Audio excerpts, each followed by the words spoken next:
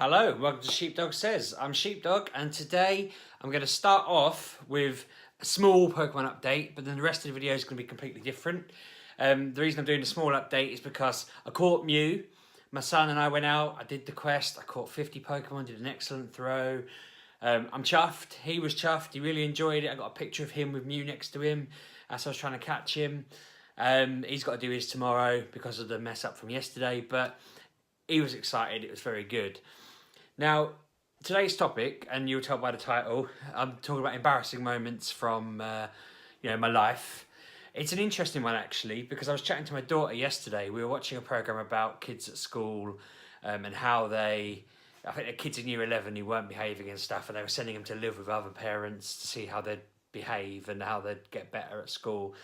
And I mentioned to my daughter that if she acted like one of the girls in this video, then I would take her to school and embarrass her. And she said, "Oh, you'd be embarrassed too." And I said, "Well, I don't embarrass that easily."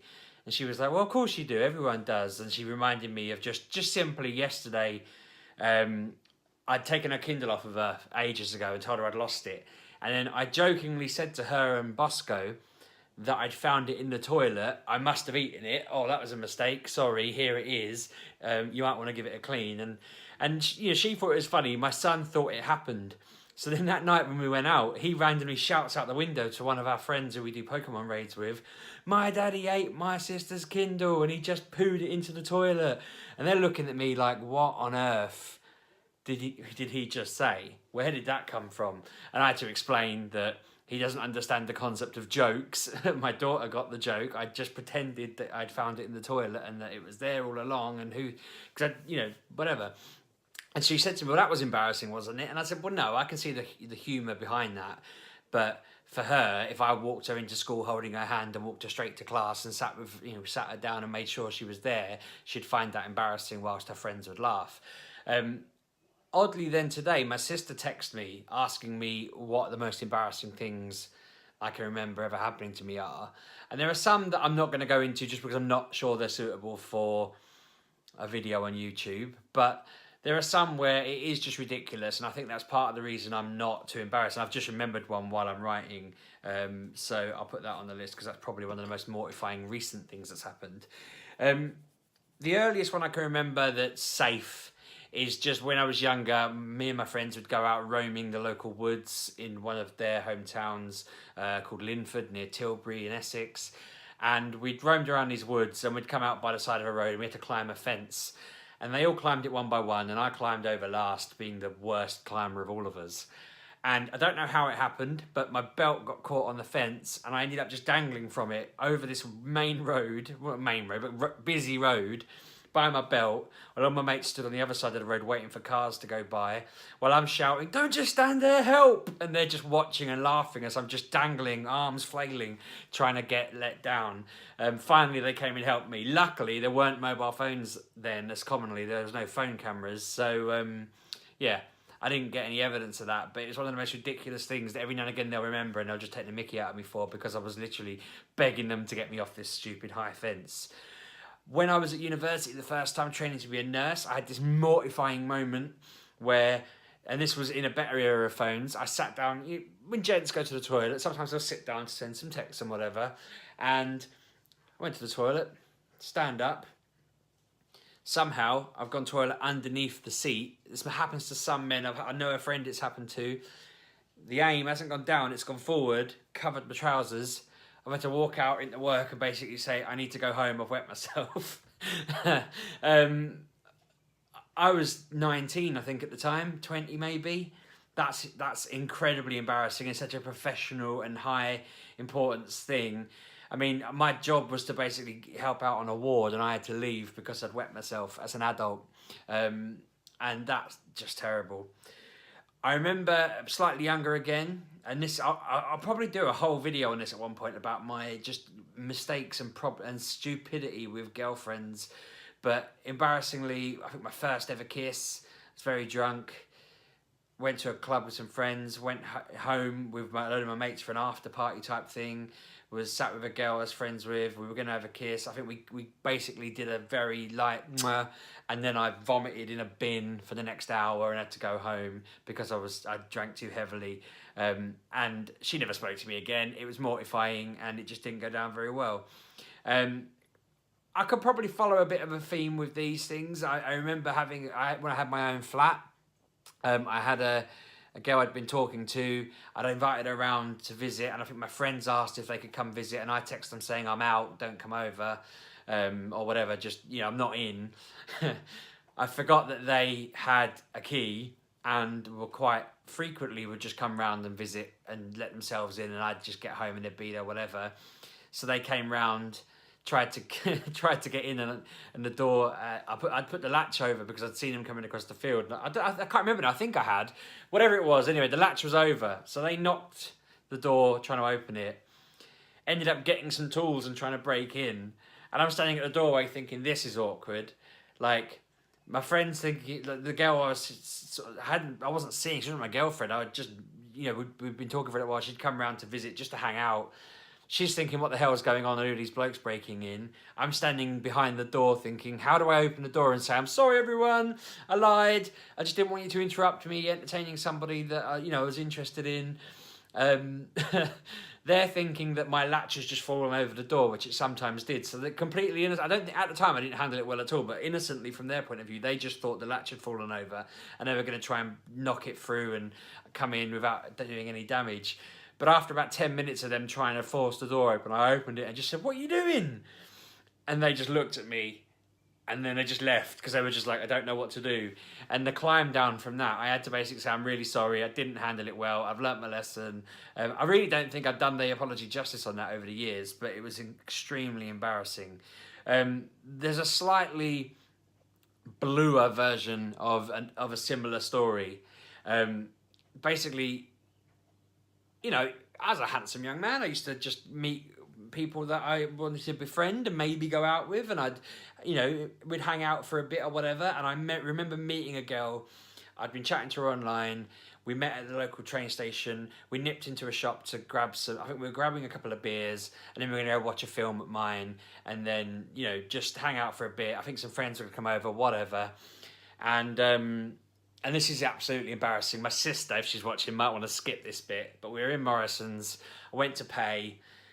I said, oh, don't worry, I'll get these. And as I got my card out, let's say protection fell out onto the till, 2 or 3. I looked at the woman behind the till, the woman I was meeting, the mess. It wasn't everywhere. It was like a couple. And I just died inside. I just sort of withered. I was just like, just kind of jokingly went, whoops, put them back in, paid. Essentially, we spoke for a couple of minutes and then she went, oh, what's that? You want me to come home? And then she left. I apologised because it wasn't related. Everyone just at that age would make sure just in case they were safe.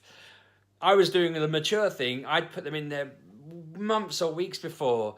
Let's not beat around the bush. They were probably ancient. I didn't know they were there. I'd forgotten. But she didn't speak to me again. There's a pattern there. I'm terrible with women. I don't know how my wife felt with me. Even the night I met her, and I wasn't sure, this doesn't really count as an embarrassing story, but the night I met her, I thought we were getting on really well. She gave me her number. We'd got on swimmingly. And her last words were, now go and annoy someone else. And she went off on a merry way. And for the next 24 hours, because we were at a convention then, so we were at the same hotel for the same weekend. So that night she said all this. The next day I was just like, well, I'm not going to talk to her. I've humiliated myself. I was telling my mate how I'd met this woman that I thought was amazing, and I was mortified that she told me to go away, and I was gutted, and like, he's going, don't worry, mate, it was the first night, like, whatever, it doesn't matter. And I'm like, no, you don't understand. I thought she liked me. And then the next day she was like, I'm so sorry. I didn't mean go away. I just meant I'm going, see you later. You go annoy someone else. Just, it's good to know she's as bad with men as I am with women, basically. We were a perfect match. I think that's why she knows she's safe as well, apart from the fact that I'm a massive blimp. I'm also terrible, so she knows she's safe now. Now, the worst thing that's probably happened, the reason why I don't embarrass that easily anymore, other than the fact I do these videos, I do podcasts, I do this, that, and the other, I've done lots of, on stage talking and stuff like that, is the worst thing that probably happened to me at university was so midway through our second or third year, I got put on tablets for my underactive thyroid. But before that, because I was feeling unwell and I was generally feeling sluggish, I think it just made me really cantankerous and rude and harsh and whatever. And I was getting a bit mood swingy and funny like that because it was a real, the doctors were trying to diagnose it. They'd done lots of blood tests. It was really bogging me down. At the same time, Kevin Leluja, who a lot of you already know, and our friend Becky had both literally on the same week split up with their partners. And someone had made not a complaint exactly, but they'd commented on the fact that I was getting a bit emotional or whatever. And I got called into a chat with our head of group, the person in charge of our course. And he starts off with this whole, are you okay? There's been a couple of comments about, your emotions or the fact that you're behaving a bit odd. And I'm explaining to him that, I'm just going through some tests or whatever. And he says to me, are you okay? I understand that your friends are going through some really difficult times. They've just split up with their partners. Is that having any effect on you? Are you all right? And I think the fact that I was on the spot and I weren't feeling well, and the fact that he'd kind of scared me a bit, because he said there'd been comments. I thought he meant complaints, issues, I was in trouble. I thought I'd been called in for a punishment. As he was asking if I was upset about Kevin's divorce, I burst into tears and was like, no, I'm fine. There's nothing wrong. And he's just like, it's all right. These things happen. And he's talking me through Kevin's a grown man. I'm sure, acting like I obviously I cared that he was getting a divorce, but he's got his arm around me like I'm his son, upset that my mum and dad are splitting up. He's talking to me. He doesn't know how to react. I say arm around him. He has like a hand on my shoulder, just like, thinking to himself, what on earth have I opened? What have I done? Who is this moron that's having a meltdown in front of me? And as he got me a tissue and I calmed down and I'm like, and I'm just like, I remember saying, what a swear word. I can't believe I've just burst into tears in front of you. I'm a grown man. I'm like, it's nothing to do with me that he's getting divorced. I explained myself afterwards. That lecturer never looked me in the eye again after that. I brought it up on my graduation to him. I introduced him to my mum and dad. That's the lecturer that I had a meltdown in front of. And he was just like, freak, I think that's probably the most embarrassing thing that's happened to me in the past decade, where there was absolutely there was a medical explanation sort of, but it was still completely and utterly inexplicable. I mean, I've had the odd angry outburst at work now or whatever, and just where I get frustrated with something, but they've never been that ridiculous. I'm thinking I'll wrap it up there with embarrassing things. There are hundreds of stories. The whole premise of my channel is me being a moron and all the stupid cartoon life stuff that happens. But these have been these moments where I've just looked at it afterwards and just wanted to fold in half with cringing so much. I think, I find the fence one funny. I find some of the early sort of girlfriendy or the toilet one funny or whatever. But I'm mortified when I think of that uni one. I'm mortified when I think of that moment in Morrison's where I'm trying to look at me, I'm going to pay with my debit card because I'm a grown man and I have loads of money and I'm going to buy all the drinks and I'm going to get some food and we're going to have a nice film and I'm going to impress. And then I just destroyed it in one foul swoop.